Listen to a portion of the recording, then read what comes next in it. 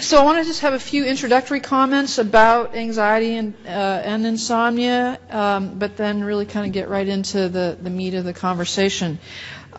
There are, as you can see, several anxiety disorders that are important to recognize and to be able to diagnose and distinguish. We're going to mostly talk today about generalized anxiety disorder, but certainly want to acknowledge that there are others. The rates of generalized anxiety disorder in women are approximately twice those found in men, thus a women's health primary care problem. By definition, by the way, women's health is anything that occurs not only in women, but more often in women. And the third piece of a women's health problem is problems that occur with some unique characteristics or presentation in women, like ischemic heart disease, for example. So all of that gamut is women's health care.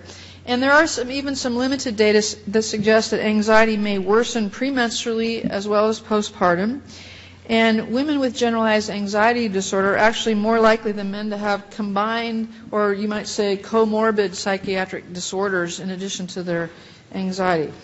Generalized anxiety disorder is a chronic disorder with episodic exacerbations. It is more common in single women, racial or ethnic minorities, and women of low socioeconomic status, and you can imagine how might that all occur.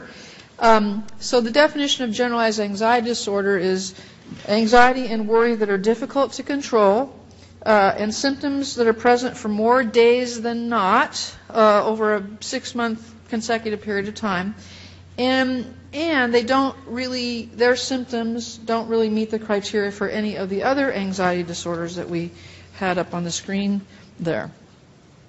Panic disorder is also twice as common in women as in men. And women are actually twice as likely as men to have panic disorder with agoraphobia.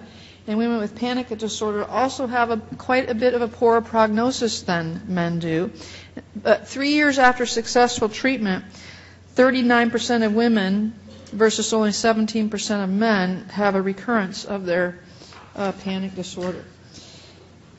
Now, when we're seeing patients with seemingly anxiety disorder symptoms, it's important for us to distinguish between anxiety disorders and another medical condition that they might have, such as a substance-induced disorder, or maybe some arrhythmias such as a supraventricular tachycardia, asthma, hyperthyroid, hypoglycemia, vertical IBS, and even symptoms that appear to be ischemic heart disease. That's kind of a classic one. Is she presenting with a panic attack, or is she presenting with ischemic heart disease?